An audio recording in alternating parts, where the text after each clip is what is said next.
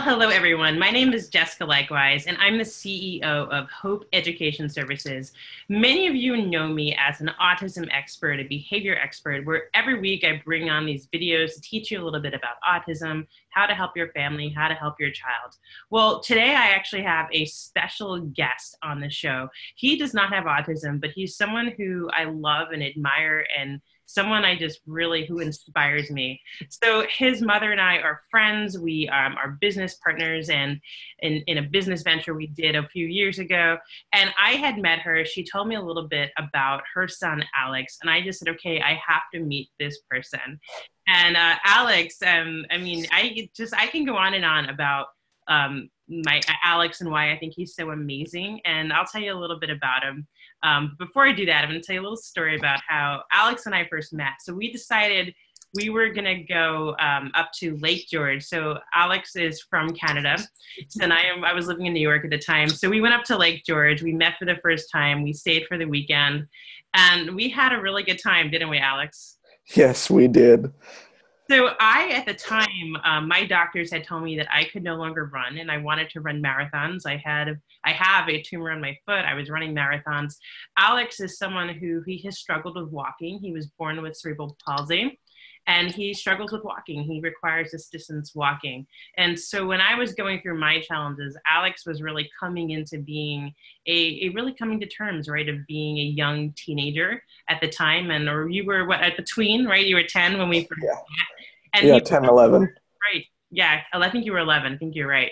Coming to terms of really what it meant. And so we decided we were going to get together and we were going to just inspire each other to just be best versions of ourselves. And I watched him grow and he's inspired me so much. So Alex and I, when we were up there in Lake George, we broke the rules a little bit, didn't we? So, Yes. so what I love about Alex, he's a man after my own heart. So I have never been a rule follower. Well, Alex, he wanted to go rowboating. He wanted to go in a rowboat. And I was determined that he was going to go in this rowboat. Well, apparently many people thought, because it was, I think, March and it was negative degrees a few weeks earlier, that lake was not ready. They said it was too cold for us to go rowing. But that didn't stop us. We got in the rowboat. No, it did not. Didn't stop us at all. And, we both had difficulty getting into this rowboat, but we had a really good time. We went rowing. And I don't know, Alex, if that's what inspired you. I heard you still love to sail and travel today. I don't know. I'd like to believe that was part of it. If it's not, just tell me it was. No, that was really what started my love of the water. Like, just you and I having fun. It was just... And that's where my love of water began. That's awesome. Later on, I went to a camp with my dad. We went in this little sailboat. And the sailboat, being a little finicky, it started to sink. So we were in the middle of the lake. And then the boat slowly just started to sink.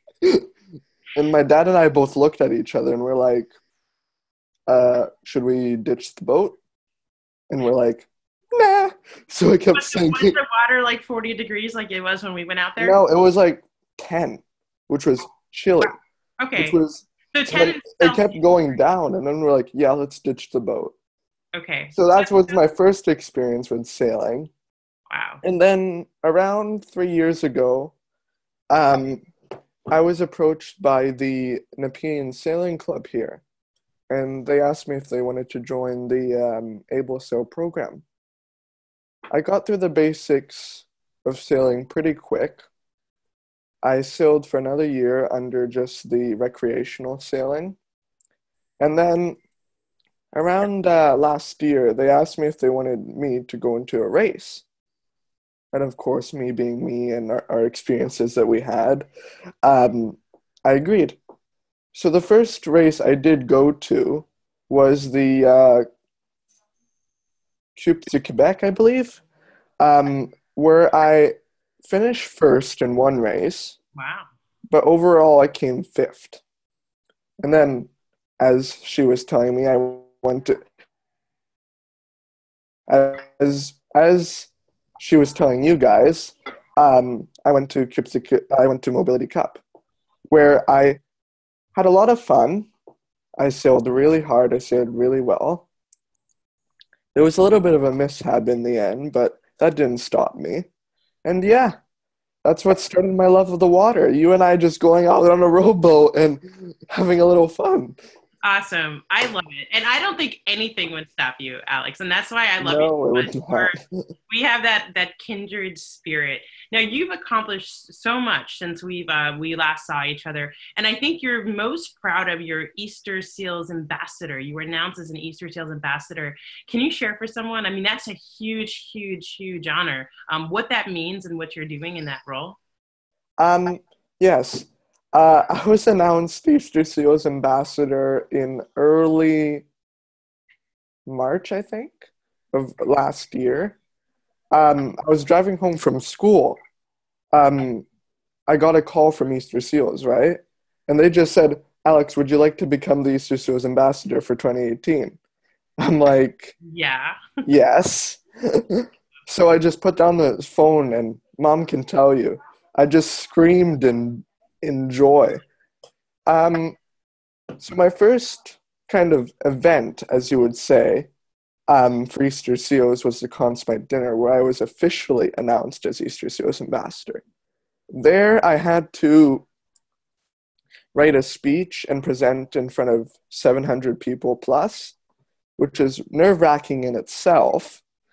But there I realized I had a talent. The talent that I could public speak. And a talent that I didn't really have in my past years. But after the first speech I did, I got a standing ovation. My mom cried, the whole shebang. And yeah, I should really explain what is the Easter Seals ambassadorship. What the Easter Seals ambassadorship is that each year Easter Seals picks a girl and a boy to represent Canada and, in this case, Ontario for me. I was chosen as a provincial ambassador. Basically, what we do is be the voice for kids with physical disabilities. We go to events sponsored by Easter Seals and both not, just sharing the message that kids with disabilities can do anything they want to if they put their mind to it. That's awesome. I love that. And I'm so, so inspired by you. Congratulations. Thank you. That is an amazing, amazing honor. And, before we get into like the meat today, which is where you're going to be sharing a little bit about your belief that kids are just capable of anything. And I know that's what I'm passionate about. That's why I started this company, this podcast, the YouTube channel, getting that message out there. I want you to promise me that one day you will take me sailing, because I have never been on a sailboat. So just like I took you on a rowboat for the first time, I would love for you to take me. It would be honored if you would be the first person to take me sailing. Next time you're in Ottawa, you got yourself a deal. Awesome. Well, I might come up there just for that. Although sailing season is almost over, but hey, listen, that didn't stop us last time, so yeah. It won't stop us next. We're not going to actually go in the water, right? Or do we? No, the boats I sail are part of the Martin 16 class, okay, which is used, well, I should say, used to be used for the Paralympics. They're untippable. Like, I literally had them over like an inch off the water, and they still wouldn't fully tip over. Okay, perfect. So let's that scared the hell out of me. But maybe the National Guard will come after us again. We omitted that part about it, but that's okay. Yeah. We're Canadians, so it was totally fine if the U.S. National Guard was you were untouchable, right? I'm untouchable. Exactly. Well, speaking of untouchable, let's get right to the bare bones of what we wanted to talk about tonight, and which is really you sharing your story of what it was like, for you growing up, and you're still growing up, but what it's like for you to have cerebral palsy, how you've accomplished so much at such a young age, and you are a very talented speaker, an amazing human. You've inspired so many people. And your message that you wanted to get out there. I just wanted to just give you this space to share your message with all the families around the world. Now, no pressure, because you thought 700 was nerve-wracking. Yeah. Well, these videos are usually have been accessed in 140 countries around the world. And so there are going to be tens of thousands of people watching this. So no pressure, but go ahead. Having cerebral palsy, if you don't know what it is, it could be pretty confusing. You see kids walking around kind of funny. You kind of wonder, why are they walking so funny? But then when you start getting to know what it actually is, growing up in school specifically, I had a bunch of those questions, ranging from why can't you walk to what is your disability and how can we help, not mitigate it, so to say, but help it in some ways that makes it easier for you. Having CP has opened me a lot of doors, and the fact to see what other kids with my disability are dealing with. They CP ranges from a different intensities. I've been lucky to be in the middle. But my school years were a bit of a roller coaster, but usually the schools would adapt to me in some way. I mean, I participated in gym class like everybody else. I wasn't excluded, stuff like that. And that was one of the main things I wanted to talk about too. Kind of, I was taught this at a very young age, but you can't just give somebody a title and just cast them aside. You have to give them a chance to prove themselves. No, not prove themselves, but to show themselves what they can do. Which leads me to my number one message in both the Easter's ambassadorship and in general. Let kids be kids. And what that basically means is that no matter what disability you have, physical or mental, you all can be on the same playing field. It's just people don't really think of it that way, and I want people to think of it that way. It's quite sad to think, actually, that some people just give people a title, say, oh, you have CP, let's put him in special education, da-da-da-da-da. Let's put him on the sidelines. No, they should be given a chance to see if they can do it, and if they can, they should excel in it.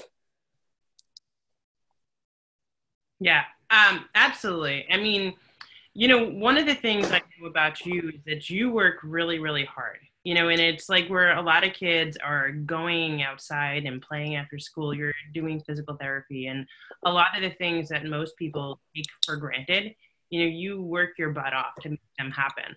And I love that about you, and I want you to share a little bit about that.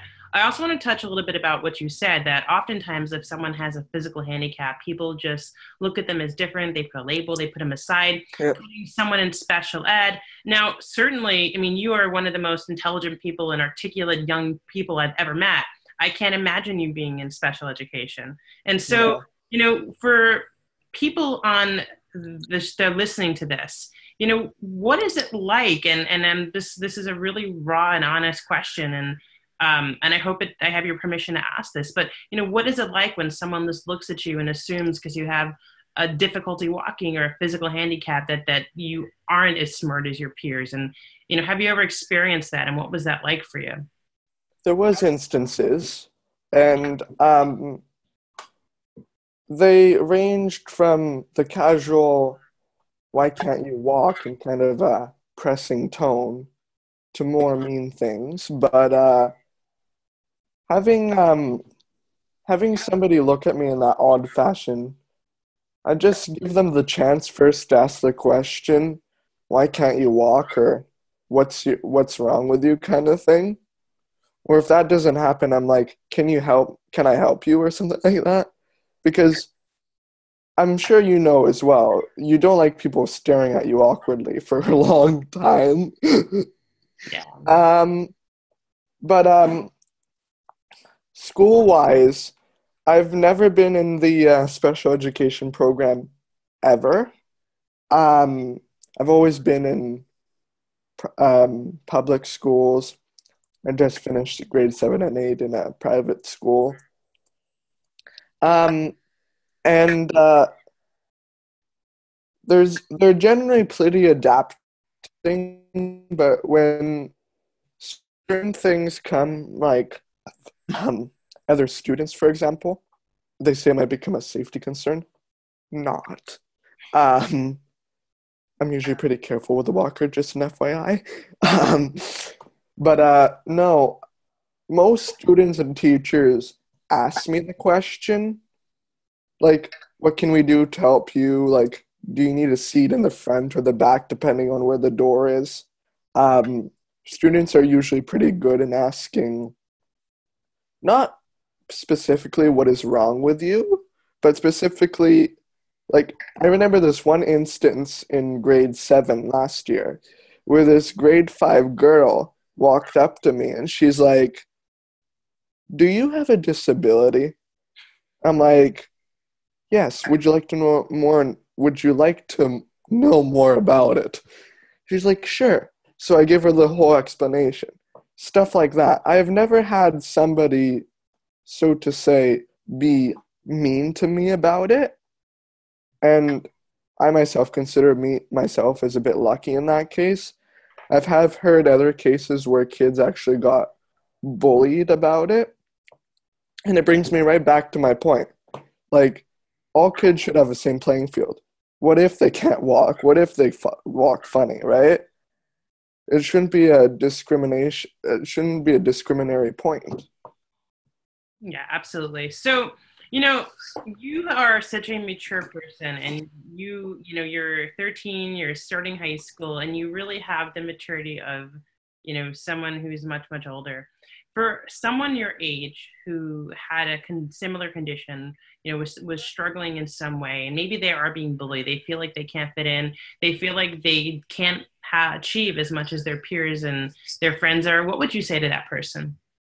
Well, what I would say to that person is keep your head high. You're a unique person in your own way.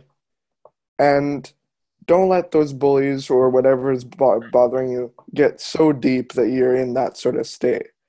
Just hold your head high and just carry on. Keep calm and walk on. That's what my motto on the ambassadorship is. Because I get it. People that people that have disabilities, I've heard, are a target for bullying, and I would be somebody to stand up for somebody else for that too. It's like, so what kind of thing? You're just you're just picking on them because they look different, because they look funny. What if you had that disability? Would we pick on you for that? No, right? Because we would think of you as our own. So, and another thing I would say is, what if you were in their shoes for the people that are bullying the? What if you were in their shoes? What if you could not walk? What if you could not speak? Wouldn't you be bullied from that too? So, to take away from that, just keep your head high and just don't let it get to you. Yeah, absolutely. Now, I know your mom, and I know some of the things that you do every day to be able to just enjoy the same things that we do. And really just, when I met you, you weren't walking with a walker. You were really struggling. I mean, now you seem to be much more mobile, and I'm so excited and proud of you. I also know just a little bit, a very small amount of what it took for you to get to that point. I want you to share with it, because I think a lot of people, they take for granted. And I work with kids with autism, and, they work so hard, and they, we can talk, we take that for granted. You take that for granted. I take it for granted. But the kids I work with, they don't have that ability. I mean, they work 40 hours a week just to learn to communicate basic things. And, similar to you, so many people work so they, take the things they take for granted. You work so hard for those things. I want you to share it, and like, don't hold it back at all. You've really overcome a lot, and you've worked so much to get to where you are. What are some of the things you did? What are the therapies, and what does your day look like? How many hours a week, when your friends are playing video games, are you working to be who you are today? Because I want people to hear that part of your story, because it's so inspirational. And I think people, when they understand, part of you said breaking down discrimination and accepting people, realizing the greatness that's within every one of us. I think part of that is really just understanding how hard you're working just to be able to do the things that they enjoy. Yes, and I have had a very, very, very uphill battle at the start of it. Um, I worked 3 hours at a time every single day in Michigan to just lift my leg. Then I started walking with what they called a suit. The It was Russian made for the cosmonauts that came down from the Soyuz or whatever it was. Anyway, it's not important. They use that to basically they use this cage that those bungees attached to, which basically eliminates the balance factor. And then they would just every day help me lift my leg every little bit, every little bit. And eventually from that, I started taking steps and taking steps. But keep in mind, every single day, 3 hours a day, working on just lifting my leg and stuff like that. Eventually, I got to the point that I started making steps on my own. And then I made more steps on my own. And then I made more steps on my own and more steps on my own. And eventually I couldn't walk down the driveway of the building. Then it got more intensive, where I would go a month at a time to Florida, where I would just work, take a month off of something I was doing, and just work every day there, 3 hours a day, just walking back and forth up the driveway, stretching and massaging and blood, sweat, and tears. That's how I can explain it. Just blood, sweat, and tears.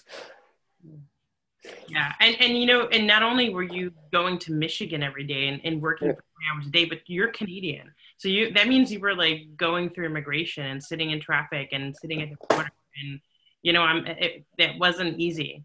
I mean, you're looking at what 5 hours probably round trip just to do the things that your friends take for granted, and it's so courageous of you, because so many people in your shoes wouldn't have worked that hard. They would have given up. They would have thought that walking wasn't possible for them, and you worked so hard and you've come so far. I'm so proud of you. And I'm so excited, for you. One day I would love to do a 5K with you one day. Do you think you could do that one day with me? If I train a little bit, then sure. Awesome. And I will come up to Ottawa and we will do a 5K, and you can bring me on that sailboat. And I didn't forget the promise that I made to you, the one that your mom was hoping that we forgot about. You remember that promise? Yes. Okay. We may not be able to share with everyone what it is on here because we don't want to get the video censored, but I didn't forget that promise. So we will do that as well. You might have to come back to New York for that, though. My only problem would be, how do I bring it back over? Don't worry about that when it happens. Oh, yeah. All right. Well, thank you so much, Alex, for coming on here today. I am so inspired by you. I'm so I know that all the families watching this are so incredibly inspired by you and your story, and you are an amazing person. I look forward to continuing to watch you grow and just impact the lives of thousands and thousands of people all around the globe. Like I said, this is this video. This is going to be put on YouTube. For anyone who's listening to this, maybe on Facebook, or maybe you found this somewhere else, parenttrainingvideos.com. That's where this is going to be. It'll also be on my Facebook page on Hope Education Services. Watch this video. We're going to get your message out there, Alex, and we're going to make sure everybody knows that everyone has greatness inside of us. All children should be given an equal chance to really, like you said, show that greatness. Yeah. Thank you so much for coming on and sharing that vision with us. No, thank you for inviting me. My pleasure. It's truly an honor to speak about this. Absolutely. And I know that this is not your first time speaking about it. I know it's not going to be your last time speaking about it. So no, it will not. You are an incredible speaker, and I look forward to, like I said, watching your speaking career and everything you do over the next few years. All right. Well, have a great night, and thank you so much to Alex and to everyone who listened on to this video tonight. Please help Alex to get his message out there. If you like this video, share this story on your social media, and help Alex make sure every child knows that they're capable of achieving anything. Thanks, guys. Have an amazing evening.